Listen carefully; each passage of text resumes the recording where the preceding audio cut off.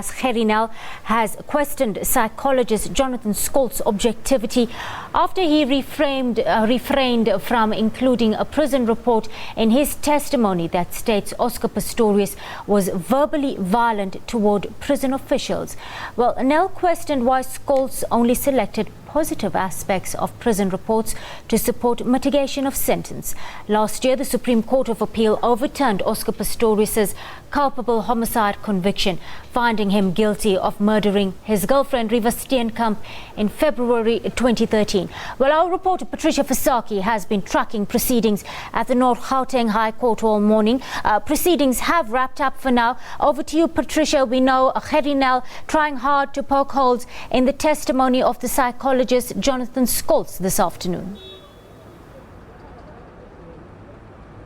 Well, good afternoon. Certainly that is how the first day of the resentencing hearing of the Paralympian Oscar Pistorius concluded here at the North Gauteng High Court, with the defence's first witness coming under immense scrutiny, with, of course, advocate Gerrie Nel, trying to prove that he is only taking one side of the story into consideration and that he is biased. He basically just came here to paint a picture of Oscar Pistorius that almost did nothing wrong, obviously trying to tell the court, we heard this morning, that it would be in the interest of justice for Oscar Pistorius to rather be left under house arrest, to, of course, be treated. He should be hospitalized rather, because his emotional and mental state is so dire that he will not be able to face a prison again. But of course, advocate Gerrie Nel not buying that version, saying that he believes that Oscar Pistorius should pay the full price for his actions. But of course, to take us through today's court proceedings, we are now joined by legal expert, and that is advocate Llewellyn Kerr-Lewis. In a nutshell, advocate, if we can just summarize the defense's version that we heard come out, and obviously coming under immense scrutiny today. Well, I think there were four main themes on today's proceedings. First of all, the question, as correctly indicated by yourself, whether the report by the expert on behalf of the defence, Professor Scholtz, was unbiased, whether it's a unilateral try and assist the defence instead of giving an unbiased, objective opinion on all the pillars that needs to be considered when sentencing is at stake, namely the interests of society, the seriousness of the offence, and then obviously the personal circumstances of the accused. As far as the first part of it is concerned, the personal circumstances of the accused, I think he did successful in that fashion, kind of expected, make no mistake, so that is being sorted. Then the second theme that came out was the issue with regard to the remorse, whether it was true remorse in the sense that the defence wanted to depict to court, or whether it was a mere suggestion of remorse, instead of taking responsibility, what is actually expected by an accused standing on the brink of going to jail.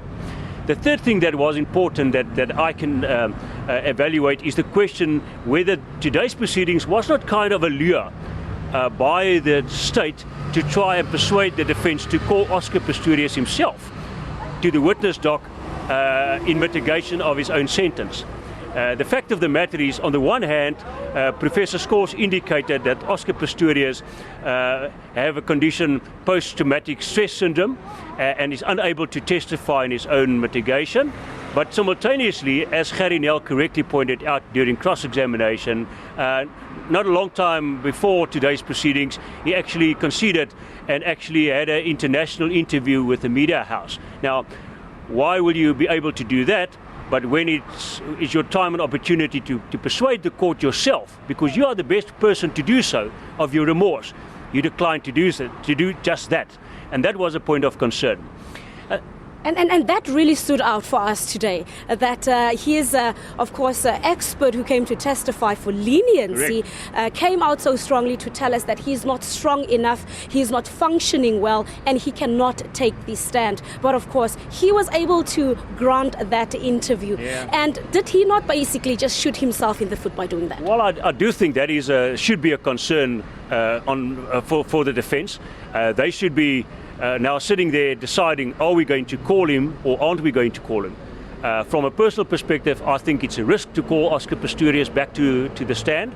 Obviously, we know by now what happened the first time around. I cannot see that he will survive another days of cross-examination by Gerrie Nel. So at best, they must leave it as is. The last aspect, the fourth theme that came out for me was the indication by the expert to suggest to the court what the correct form of punishment or sanction should be, namely restorative justice instead of a direct term of imprisonment. Now that is a bit of a bold statement to make, because obviously the indications by the legislator is to suggest a direct form of imprisonment. To come to court and say, but listen, deviate from that, but not only deviate from that, deviate tremendously from that and ignore jail time altogether, and rather hand down another form of sentencing, is a bold move. And I think to a certain extent that didn't go well with the state, and that was the reason why Gerrie Nel actually went for the jugular with regard to cross-examination of Professor Scholtz.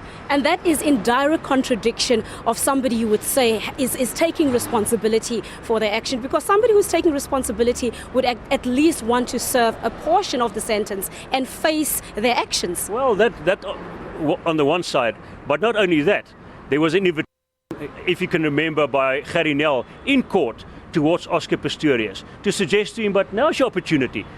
Come to the witness dock and come and show us the kind of remorse that you want to proclaim. Then we can cross-examine on that and we can find out for ourselves whether there's any truth and merits in your version. And it remains to be seen whether he will take up that opportunity or not.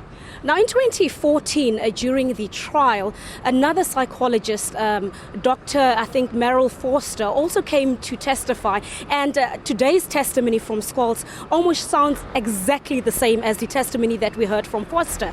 Isn't maybe that another indication that the defense came here unprepared? Well, I won't say they come unprepared. Obviously, there's no ways they will conclude these proceedings without calling an expert witness. If the expert witness reiterates what was said previously, well, then so be it.